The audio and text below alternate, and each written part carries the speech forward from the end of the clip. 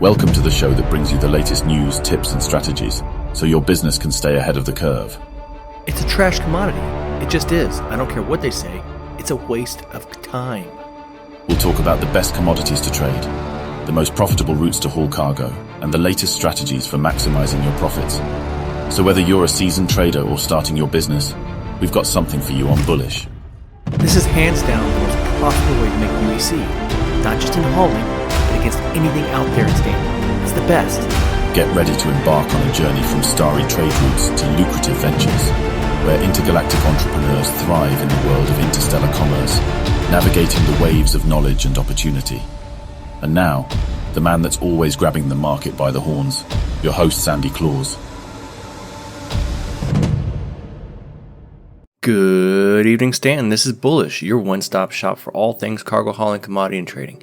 If you can throw it in the back of a ship and sell it, we talk about it. I, of course, am your conductor of cargo, the hauler's hero, the sage of getting paid, Sandy Claus. We are broadcasting from the 47th floor of aUEC Tower right here in Central Area 18. Now syndicated through the People's Radio as far out as Nix. Today, we're going to compare two of the most common medium haulers available for commercial purpose. Even though these are the largest haulers available for purchase today, they're still technically considered mediums. So yes, there are larger ones out there like the Hull C, but for now we're going to talk about the most common ones out there. So let's jump in and dissect Drake's Caterpillar and Crusader's C2 Hercules. Passengers waiting to embark on Horizon Space Lines Flight 42 to Microtech is now boarding at Commercial Gate. So I've got a question. When was the last time you visited Microtech? While we are known for the bleeding-edge technology and popular products such as our Muse SimPods, Reverie augmented reality lenses, and MobiGlass 2.0, as well as our headquarters in the bustling metropolis of New Babbage, you might not know that our wilderness areas have become popular camping destinations. Visit our alpine forests and glamp upon the banks of our many rivers. And if that's not your speed, take a day trip to one of our moons, Euterpe, and check out high-octane action at the Icebreaker racetrack. Microtech, where creative innovation meets innovative creativity. The Caterpillar is the flagship of Drake Interplanetary and has been flying around the verse since around 2871. This is a no-frills workhorse that has become a staple in the cargo hauling industry. Unlike most industrial ships that load only from the back, or in some cases the front and the back, the Caterpillar can actually load from the front or through one of the 8 side doors. This versatility allows the long ship to fit in really tight places and offload cargo that would be otherwise impossible for some of our more traditional ships. All you really need is a really skilled loadmaster who knows how to handle the boxes. This long-nosed ship spreads across an impressive 111 meters and weighs in over 1.6 million kilograms. It is a lumbering giant with a slow SCM speed of around 130 meters per second with an afterburn speed upwards to 890. But let's be honest, what everyone really cares about when it comes to these two things are the next two things. The cargo capacity sits at 576 SU, and the purchase price of the ship will currently run you almost about 4.7 million UEC. Here's also some information on the components that a new owner will need to know about and consider possibly upgrading somewhere down the line. The Cat is built around 2 massive Genzel power plants. The dual power plant design is absolutely needed to drive this beast. And me personally, I usually need to apply some additional power to the engines and the 38 thrusters just to get this thing off the ground. And that's before I can put cargo in it. That, and in typical Drake fashion, power the 4 pilot-controlled M4As and M5A laser cannons. And the dual CF447 Rhinos outfitted in the upper and lower man turrets. This is over the top firepower that is really needed to help offset the slower speed, and a fully crewed Cat will give any pirate kind of a run for its money. Defensively, the Caterpillar comes with a stock 2 stronghold shields as well, and then the Pontes quantum drive is okay, but I honestly would look to upgrade this thing first. That and the shields. So basically what you get with the Caterpillar is a lot of firepower and a lot of power to power those firepowers. our origins in the North Block of New Junction on Low in the Coral System to our recently opened flagship store at Orison and Stanton, Cousin Crow's Custom Craft have seen it all. We first made headlines around the Verse in 2942 when we modified an old Genesis Starliner into the ultimate party ship. Not long after, Drake Interplanetary partnered with us to create the Kraken Privateer, and in 2944 Crusader Industries called upon us to offer customer-specified official conversions for branded Starliners, offering a wide selection of component upgrades as well as our Galaxy-famous custom paint jobs. Cousin Crows can upgrade ships and vehicles of any size or shape. If you're bored with the mundane, then come to us and change your game. We've come a long way since those early days in North Block, but we like August, Dumbo, and Crusader, never forgotten where we came from. Fly with flair and flavor, whether it's your transport or your home.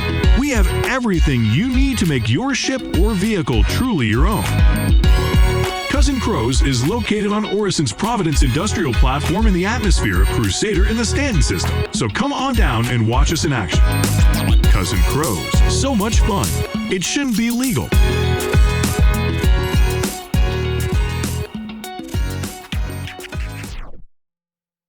Alright, let's look at Crusader Industries C2 Hercules. I have to be honest up front and say I am biased towards the C2. I own 3 of them, while only owning 1 of the Caterpillars. I'll try and stay neutral as I present the facts, but when we dive in the comparisons, the differences will become glaring, to the point where they really won't even compare. Well, at least in my mind, they don't compare. Due to the large cargo hold that sits under the flight deck and the living quarters, and in fact it has a front and rear ramp, the C2 has been adopted as kind of the go-to hauler in the entire verse. I haven't seen anyone really drive anything else out there. Not just for cargo haulers, but also really for like kind of your racing teams, your small ship transporters, just to name some of the few things that it's also used for besides just cargo.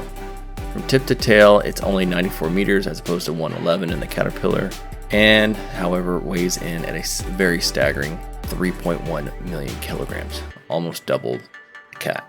SCM speed is more at 135 meters per second, and its afterburner speed is also more at 963.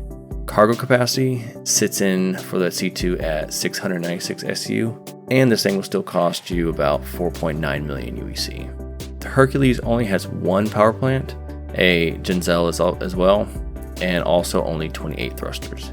Like the Caterpillar, it too also comes with 2 stronghold shields, but unfortunately this ship also is stocked in one of the slowest spooling quantum drives out there, a comma. As far as firepower goes, the pilot operates 2 M6A laser cannons.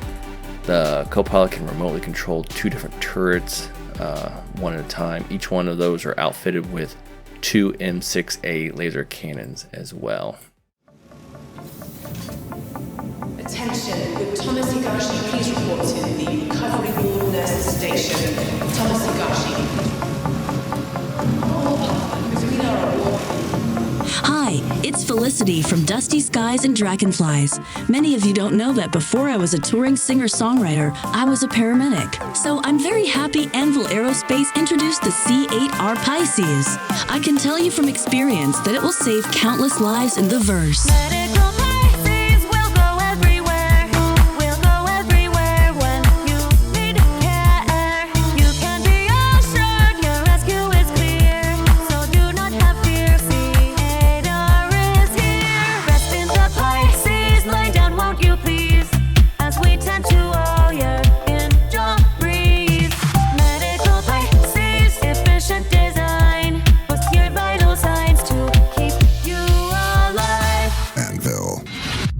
Above.